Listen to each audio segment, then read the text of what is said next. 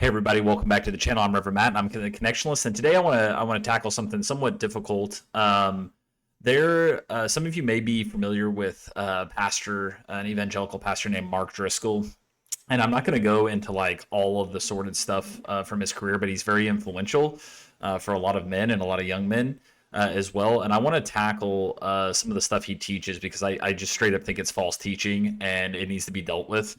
As such, this video is not going to be a critique on Mark's character, the state of his salvation, any of that stuff. But what Mark teaches is incredibly problematic and wrong and kind of gross sometimes. And we're going to react to a video today from his channel called The Problem with Catholicism.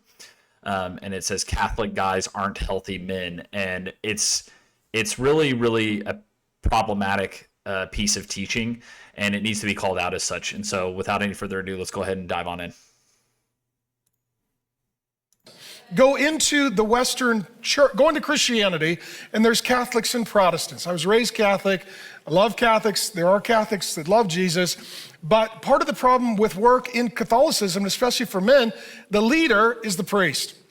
And the priest is committed to poverty and chastity. Just so you know, that's my unbucket list. My unbucket list is poverty and chastity. I don't want to die a broke virgin at the church. And in fact, that is insanely disgusting. And let me he literally makes fun of priests for being broke virgins.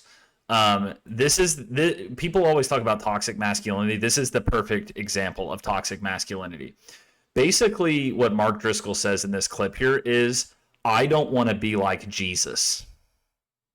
Jesus was celibate. He was broke.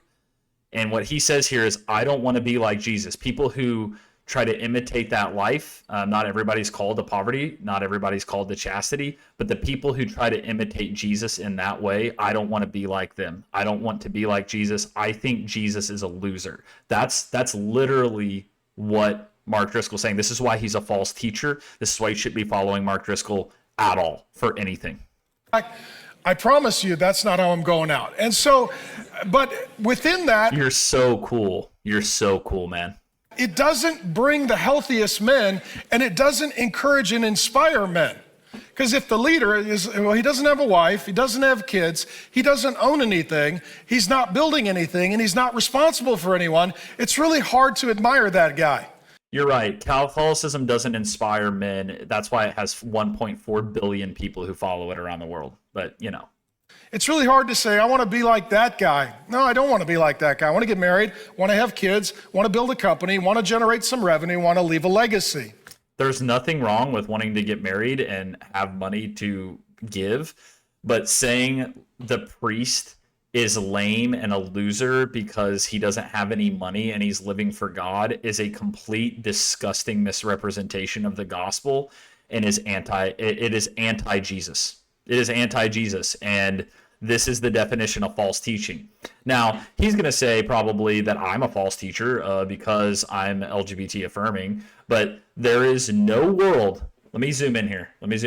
There is no world in which being LGBT affirming is more problematic than the stuff he's saying right here. And if you think that that's true, that being LGBT affirming is worse than saying I don't want to die a broke virgin from the pulpit and making fun of Catholic priests, you need to pray for your soul, frankly. The only thing that makes sense and makes work meaningful would be the view of the Protestant Reformation. And so I'll tell I'm a Protestant, right? But like, let's just let him go here. you a little bit historically. There was a French sociologist named Alexis de Tocqueville, and he looked at the greatness of America. Why is America prosperous? Why is it succeeding? And he did this massive... Yes, because monetary success to God is the only indication of spiritual blessing. That's what false teaching is. That's what false teaching is. That's what false teaching is. False teachers teach that prosperity is the mark of blessedness. That is a false teaching. It is prosperity gospel. It is false. Sociological work in the 1800s. And he wrote a book called Democracy in America. And it sort of explained from outside of American history the genius of America. And he said that American And this is just nationalism now. capitalistic success was entirely because of religious commitment. And he said those who are Bible-believing Protestants, especially the men, number one, they believe that work is a good thing. Number two, they believe that debt is bad and God's resources should be stewarded. And number three, that men are responsible for the well-being of their family and they're going to take care of their wife and kids.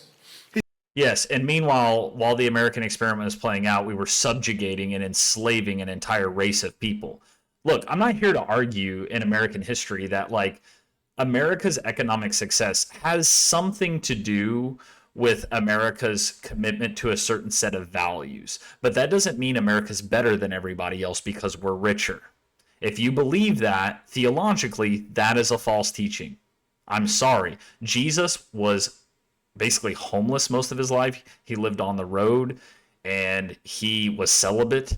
And so this idea, by the way, let's also talk about St. Paul. Paul was also that way. And you're going to say those guys are losers? The founders of the church, basically? Come on, get out of here. He said those convictions from God's word created the success of Western capitalism. He also sort of gave a prophetic word. He worried that, quote, a taste for physical gratification would become so great, that we would become so prosperous that we would get addicted to pleasure and we would forget to work.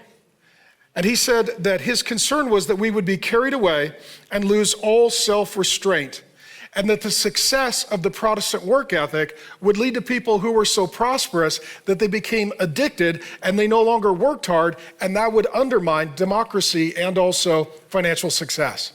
Now, that's not like a completely unheard of opinion, right? The idea that, like, when a society or a civilization succeeds, it gets lazy. I mean, that's a decent way of looking at what's happening in America right now, but that has nothing to do with the whole first part of the video and also the title of the video.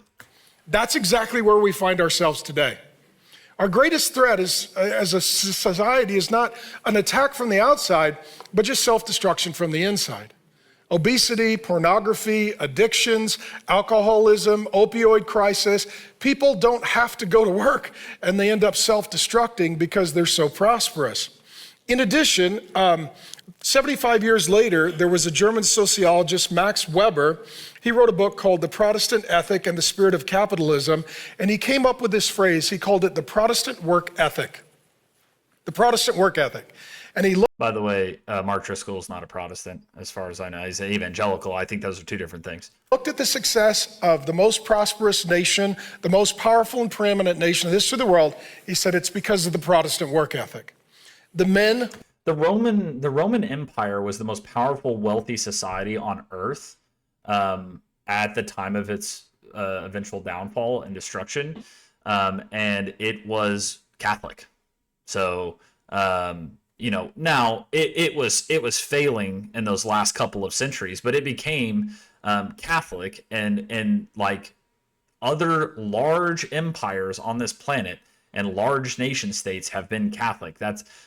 Protestants are not unique in nation building. There are other faiths that have done that. So that's just the argument that falls apart completely. Some of the largest empires in the world, in the history of the world, were not Christian. Know how to work. They don't go into debt. They take responsibility for themselves and their families. And he came to the conclusion that if you build your life upon the Bible, you work hard for 6 days, you take your day of Sabbath rest, you invest in your wife and your children as your first responsibility, that's how you get a flourishing society. You can do that in Catholicism as well. Look, that's the end of the video. For the young men watching, this is what weakness looks like, right? When you have to prop up a weird prosperity gospel, and you have to call priests losers, and in some indirect way you're calling Jesus and Paul a loser because they were broke, they didn't have money, or they weren't sleeping with people.